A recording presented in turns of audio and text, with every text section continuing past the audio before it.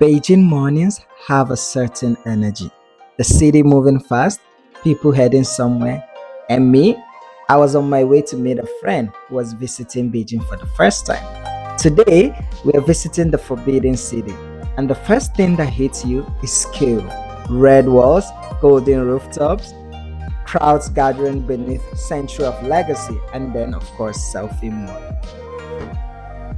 Getting in was an experience on its own. So many people.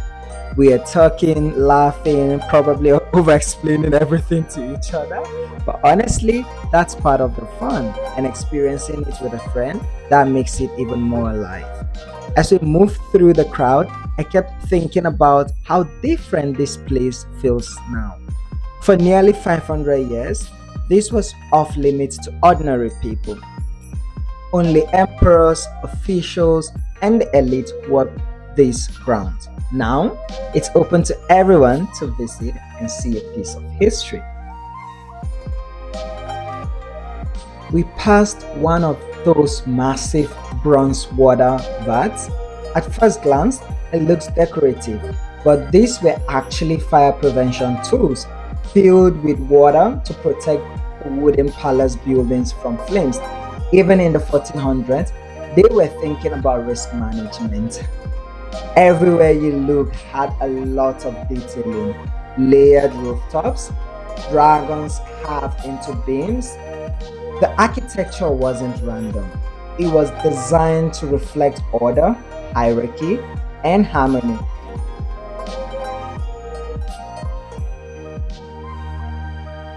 And in the middle of all that structure, my friend waving at the camera like we own the place. We then approached the Palace of Heavenly Purity. This was once the emperor's residence, not just where he ruled, but where he lived. As we walked deeper inside, talking non-stop, even though you can't really hear us, I was just imagining what daily life must have felt like here. 24 emperors ruled from this complex, guys. From the Yongle emperor who expanded it to Pui, the final emperor whose reign ended an entire dynasty. Behind these walls were strategies, rivalries, ceremonies, secrets, you name it, but also normal human moments. Moments like meals, conversations, ambitions, all of that. It's strange how a place can feel so grand and yet so human at the same time. Next, we stopped at the Hall of Literary Elegance. I love this name. It reminds you that this wasn't just a place of military strength or political authority. It was also about culture and knowledge. Walking through that narrow passage felt symbolic. From open courtyard into quieter spaces, from spectacle into reflection. The deeper you go into the Forbidden City, the more intimate it becomes. And then, unexpectedly, a lively little area I guessed for people relaxing. I feel like this to me symbolizes history not being frozen, but rather it evolves. What was once reserved for royalty is now shared, explored, and enjoyed. We made our way towards the Gate of Divine Prowess. Even the names here are dramatic, guys. Divine, heavenly, supreme. This place was built to reinforce the idea that emperors ruled with cosmic authority.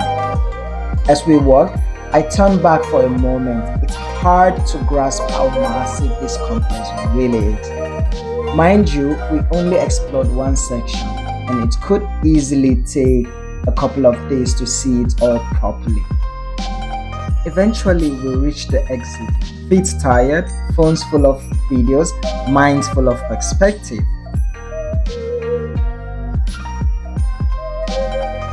But of course, you can't explore Beijing without trying a local snack. We grabbed tangolu, which is a famous Beijing treat of fruit coated in hardened sugar. It's sweet and crunchy. And as we took that first bite, standing outside walls that once symbolized absolute power, I realized something. Places change. Empires rise. Empires fall. But you see, culture stays alive. What was once forbidden is now shared. And that's what made this day special. Not just the architecture, not just the history, but experiencing it together. So after all that, we decided to go grab something to eat. But I guess I was too excited that I forgot to film. This is like some local Chinese way of, I don't know if you could see. It still has a bit of candle fire in it, and it just keeps the meal quite warm. So I like it. I really do. For me, I'm like pretty much done with mine. But yeah, my fire is still going on, and yeah. So one of the good things about coming to China is you get to buy lots of different. Oh, the sun! Lots of different things at quite a very cheap prices. So, for example, let me show you guys. This wait. This can you guess how much this was? This cost literally what £1 in and then converted to Chinese yuan would be 10 about yuan. 10 yuan. That is crazy, guys. So at the end of the day, even if it gets broken or whatever, it's just a pound. You know what I mean? Ah. So right now we're just walking around the streets. I think we're trying to make our way to Tiananmen Square. Oh, look at this.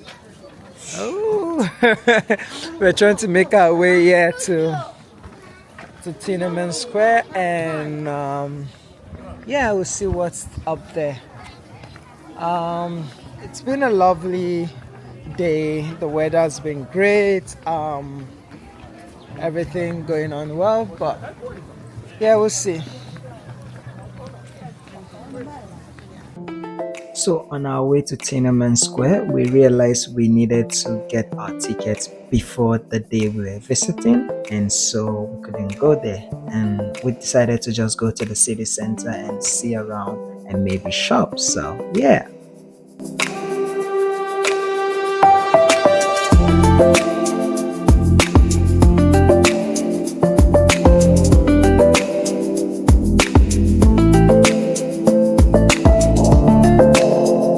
After that, it was time to say goodbye to my friend and head back home. I'll let you guys enjoy the panoramic view of Beijing, and I'll see you guys next time. Bye bye.